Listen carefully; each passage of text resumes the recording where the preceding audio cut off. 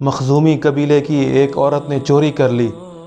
क्योंकि वो एक बड़े कबीले से थी, बड़े ख़ानदान से थी, तो अगर उसके हाथ काटे जाते तो बदनामी होती। और कुरैश को फ़िक्र हुई कि अगर इसके हाथ कट गए तो बहुत बदनामी होगी। अब किससे कहें कि वो हुज़ूर पाक सल्लल्लाहु अलैहि वसल्लम के पास जाए और सिफारिश करे।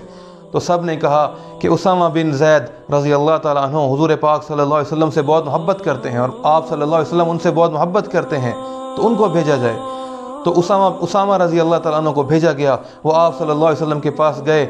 जब सिफारिश की तो आपके चेहरे का रंग लाल हो गया और आप खड़े हुए और मिंबर पर तशरीफ़ लाए और बयान किया और कहा, सुनो लोगो, गौर से सुनो लोगो, तुमसे पहले लोग इसलिए हलाक हुए जब उनका कोई मुअज़्ज़िज़ शख्स चोरी करता तो उसको छोड़ देते, और जब कोई कमज़ोर और जब कोई गरीब चोरी करता तो उसको सज़ा देते।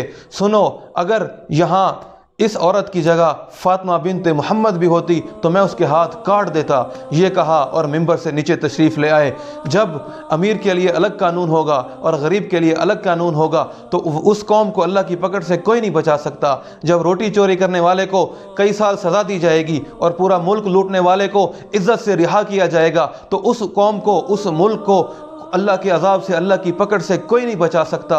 हुकूमतें कुफ्र के साथ चल सकती हैं, जुल्म के साथ नहीं चल सकती, नाइंसाफ़ी के साथ नहीं चल सकती। मुल्क कुफ्र के साथ चल सकते हैं लेकिन जुल्म के साथ नहीं चल सकते। अगर जालिम मुसलमान है और मज़लूम काफिर है तो अल्लाह काफिर मज़लूम के साथ है, और अल्लाह मुसलमान जालिम के ख़िलाफ़ है। अल्लाह मज़लूम का साथी है, अल्लाह मज़लूम का साथी है। आज हम सब, हमारा पूरा माशरा जालिम बन चुका है।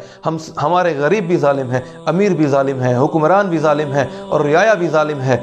इस जुल्म के साथ हम नहीं चल सकते। इस जुल्म को ख़त्म करना होगा, इस जुल्म को मिटाना होगा, इस जुल्म को ख़त्म करना होगा मेरे भाइयों।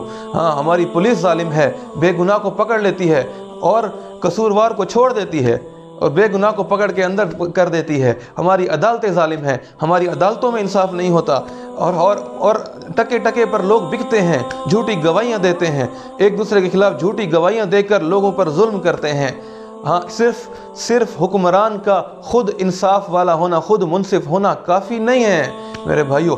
सारी आवाम को भी इंसाफ करना पड़ेगा और हुक्मरान को भी इंसाफ करना पड़ेगा, और हुक्मरान को भी इंसाफ पूरे मुल्क में कायम करना पड़ेगा। अगर मुल्क को बचाना है अल्लाह के अज़ाब से तो इंसाफ को कायम करना पड़ेगा, वरना ये कोरोना एक बहुत छोटा और मामूली सा अज़ाब है। इससे बड़ा अज़ाब आएगा, इससे बड़े अज़ाब आएंगे।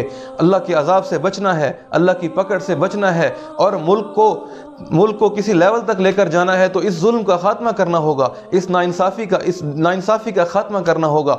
अवाम को भी और हुक्मरानों को भी हम सबको मिलकर कोशिश करनी होगी। अल्लाह हम सब की मदद करे। अल्लाह ताला हम सबको अमल की तौफीक अता फरमाए।